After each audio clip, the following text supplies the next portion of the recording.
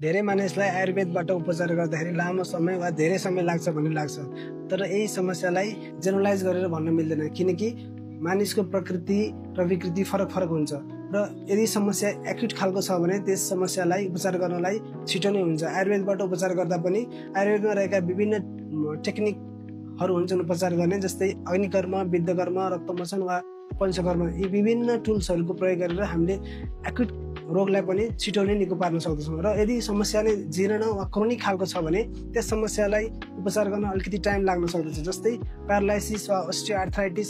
यी समस्या नै अलिकति जीर्ण खालको वा अप्ठ्यारो खालको समस्या भएको कारणले गर्दा यसलाई उपचार गर्न अलिकति टाइम लाग्न सक्दछ।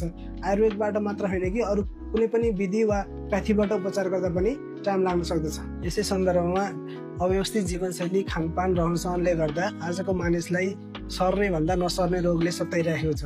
अहिले विभिन्न अध्ययनहरूले के देखाएका छन् भने नेपालमा 70% भन्दा बढी मानिसको मृत्यु नसर्ने रोगहरूबाट भइरहेको छ। एन्डोक्राइनल प्रब्लमहरू जस्तै पायल्स, फिसर, फिस्टुला वा रेक्टल क्यान्सर, अथवा विभिन्न खालका मानसिक समस्याहरू जस्तै एन्जाइटी वा डिप्रेसन वा डिजेनरेटिभ डिजिजहरू, पार्किन्सन, एल्जाइमर्स वा ओस्टियोआर्थराइटिस, विभिन्न समस्याहरूले गर्दा मानिसलाई उसको जिन्दगी एकदमै कष्टकर भइरहेको छ र विभिन्न खालका ट्रिटमेन्टहरू गर्दा पनि मानिसहरू त्यो समस्या निको नभएर भौँतारी राख्नु भएको छ। र यसै सन्दर्भमा हामीले आयुर्वेद, योग, नेचुरोप्याथी वा फिजियोथेरापी, अकुपञ्चर, यी विभिन्न खालका ट्रिटमेन्ट मोडालिटीहरूलाई एकसाथ लिएर आएका छौँ। यदि माथि बताएका कुनै पनि समस्याहरूबाट जुधिराख्नु भएको छ भने तपाईँले नागार्जुन आयुर्वेदलाई सम्झन सक्नुहुन्छ।